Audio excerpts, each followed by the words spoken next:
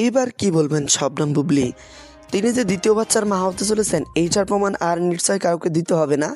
তার বেশ কিছু ছবি ইতিমধ্যে সোশ্যাল মিডিয়া আলোচনার ঝড় তুলে দিয়েছে। শবনম বুবলি একটা দিয়ে শোতে গিয়েছিলেন এবং সেখানে গান পরিবেশন করেছিলেন নিজ কণ্ঠে। আর সেখান থেকে বেশ কিছু ছবি সোশ্যাল মিডিয়ায় ছড়িয়ে ছিটিয়ে পড়ে। আর এইসব ছবি নিয়ে ইতিমধ্যে সোশ্যাল মিডিয়া আলোচনার ঝড় উঠে গেছে। শবনম বুবলির এই আমি বাচ্চার মা হতে চলেছে বাচ্চার বাবা মেগাস্টার শাকিব খান। তবে এইবার যে ছবিগুলো ভাইরাল হয়ে গেল, এই ছবিগুলো নিয়ে কী বলবেন আপনি? এবার তো আপনাকে নিয়ে আরও বেশি গুঞ্জন হবে। আরে ভাই, আপনি বিষয়টা কেন ক্লিয়ার করলেন না আগে? যদি বিষয়টা আগে ক্লিয়ার করতেন তাহলে তো আপনাকে নিয়ে এত সমালোচনা হতো না। আর ইনি কি সমালোচনা চাক এইটাই, সমালোচনা সবসময় হোক এইটাই বোঝা চান। যদি নাই চাইতেন তাহলে তিনি বিষয়টা কেন বারবার এড়িয়ে গেলেন?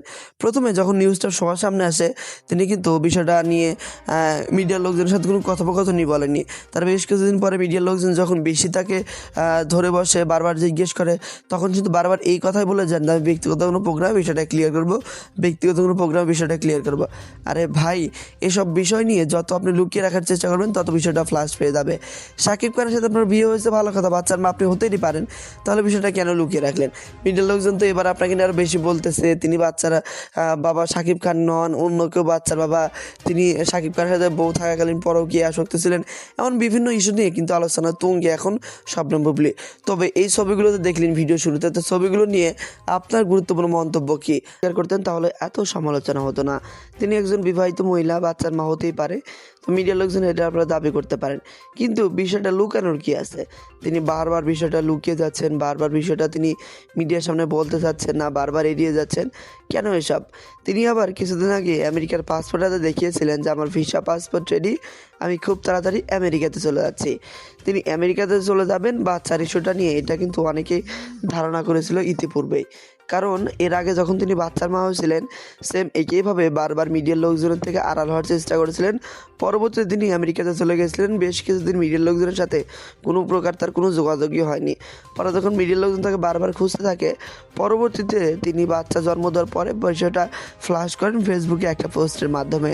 তিনি মেগাস্টার শাকিব খানের সাথে বিভিন্ন সময় বিভিন্ন জায়গায় ঘুরতে যান এবং সেসব ছবি সোশ্যাল মিডিয়া আপলোড করে অপু বিশ্বাসকে দেখান, আবার অপু বিশ্বাস এসব নিয়ে বিভিন্ন কথোপকথন বলেন। ইদানিং একটু বেশি সমালোচনা হচ্ছে এদেরকে নিয়ে, কারণ বিষয়টা যত দিন যাচ্ছে তত তো ফ্ল্যাশ পাচ্ছে। তিনি বাচ্চার মা হচ্ছেন আর বাবাটাকে, এইটাই হচ্ছে প্রথম প্রশ্ন। অনেকে শাকিব খানের দিকে আঙ্গুল তুলেও এখন কিন্তু অনেকে শাকিব খানের কে না করতেছেন, অনেকে বলতেছেন এই বাচ্চার বাবা অন্য কেউ, শবনম বুবলির নিশ্চয় কারোর সাথে সম্পর্ক রয়েছে, এসব কথোপকথন বলতেছেন।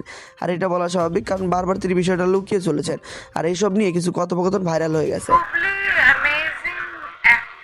আমার প্রেশার কুকারে আমি যদি বলবো যে কোনো মেয়ের প্রেমে যদি আমি পড়ে যাই সেটা হচ্ছে বুবলি, কারণ ওর সাথে আমার প্রথম কাজ এক্সপিরিয়েন্স এবং আমার অনেক আগ্রহ ছিল। রাফি যখন বুবলিকে কাস্ট করছিল বা টিম থেকে প্ল্যান হচ্ছে তখন থেকে আমি এক্সাইটেড বুবলির সাথে আমার কোনো সিন হবে না, কারণ আমার ফিমেল এনার্জি অনেক ভালো লাগে এবং আমি ওর সাথে স্ক্রিন শেয়ার করতে চাই। আর বুবলিকে আমি শুটে দেখে অনেক মুগ্ধ হয়েছি, কারণ ওর ডিসিপ্লিন, ও মানে কোনো ডিমান্ড করার মতন, এত বড় নায়িকা কিন্তু কখনোই সেটে কোনো কিছু ডিমান্ড করতো না। ওর কাজটা করে ও মানুষকে মুগ্ধ করতো শর্টে, প্রত্যেকটা সিন করতো আর আমরা ম্যাজিকের মতো তাকায় থাকতাম যে ও কিভাবে এটা করলো। সো বুবলিকে মিস করছি আমি, ও থাকলে খুব ভালো লাগতো। বুবলির জন্য অনেক শুভকামনা। আপনারা সিনেমা দেখলে বুঝবেন যে বুবলি কত ভালো করেছে। আমাদের মেল অ্যাক্টরও খুব ভালো করেছে। রাফি সামহা ওদেরকে এখনো কেন জানি একটু লুকোচুরি লুকোচুরি করছে, বাট আশা করি সিনেমা দেখলে আমাদের মেল অ্যাক্টরদেরকে খুব ভালো লাগবে। অপটিক্যাল ব্রাইটেনার, কালার গার্ড এবং ডার্ট লক সমৃদ্ধ অ্যাডভান্স ফর্মুলায় এলো নতুন রে ডিটারজেন্ট পাউডার।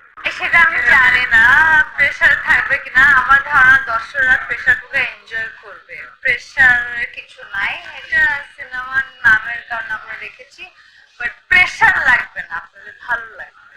আমি জানি না, এটা তো আপনারা বলতে পারবেন যে মুগ্ধ করতে পারলাম কি পারলাম না। খাওয়ার সময় একরকম চরিত্র, এটা আরেক রকম চরিত্র। আমি চেষ্টা করি বরাবরই আমার চরিত্রের ভিন্নতা থাকতে, কোনো ক্যারেক্টার যাতে আমি রিপিট না করি, এটা আমি সচেতন ভাবে ট্রাই করি এবং স্ক্রিপ্টের জন্য ওয়েট করি। সো চেষ্টা করেছি আমার জায়গা থেকে। আমি না এই সিনেমাটা নট এটা আমি বলবো না এটা রাতের সিনেমা বা কোনো পার্টিকুলার কোনো অ্যাক্টর সিনেমা, এটা সবার সিনেমা। তো এখানে প্রত্যেকটা অ্যাক্টর পারফরমেন্স, এখানে প্রান্তর আছে, এখানে ইয়ামিন আছে, রিজভি আছে, ওরা দুর্দান্ত অ্যাক্টিং করছে। আপনারা সিনেমাটা জাস্ট দেখেন, তারপরে আপনারা বুঝতে পারবেন যে কত ব্রিলিয়ান্ট পারফর্মার আমাদের সিনেমায় ছিল। আমি সবগুলো দেখেছি, আমার খুবই ভালো লেগেছে। প্রিন্সের গান যেটা বের হলো, আমাদের তাসমিয়া ফারিন ব্রিলিয়ান্ট, চমৎকার, ওটা অনেক গ্ল্যামারাস লেগেছে। সাকিব খানকে তো বলার কিছু না, উনি বরাবরই মুগ্ধ করে অডিয়েন্সকে। আর এছাড়াও দম, বনলতা এক্সপ্রেস আমার প্রত্যেকটাই খুব ভালো লেগেছে। রাক্ষস আমি প্রত্যেকটাই সময় মতো করে করে কোনো কাজের ফাঁকে দেখে নেব। অডিয়েন্সের উদ্দেশ্যে এটাই বলবো যে আমরা অনেক চেষ্টা করেছি। এই এই সিনেমার মধ্যে আমার পার্সোনালি অনেক ইমোশন আছে, কারণ আমি অনেকদিন ধরে চাচ্ছিলাম যে এরকম কোন একটা কাজের সাথে যুক্ত হয়ে যেখানে আমরা মেয়েদেরকে শুধুমাত্র আবেদন বা প্রেমিকা এসব চরিত্র দেখবো না, তার বাইরে তাদের যে দুনিয়াটা সেটা এক্সপ্লোর করার স্বাধীনতা বা সুযোগ পাবো। সেই সুযোগটা হয়েছে আমার প্রেসার কুকারে। সো আশা করি আপনারা এই জার্নিতে আমাদের সাথে থাকবেন। এখন পর্যন্ত ছিলেন। ট্রেইলার, কন্টেন্ট, গান যেটাই বের হয়েছে আপনারা বরাবরই পছন্দ করেছেন।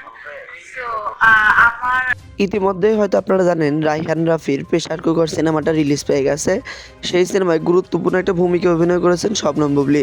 আর এই সিনেমা রিলিজ পাওয়ার পর থেকে শবনম বুবলীকে নিয়ে আলোচনা হচ্ছে, তবে বেশ পজিটিভ রিভিউ। আপনারা কিছু কথোপকথন শুনলেন, এটা প্রেসার কুকার সিনেমার প্রযোজকের কথোপকথন। তো এগুলো শুনে কী মনে হলো অবশ্যই জানাতে ভুলবেন না।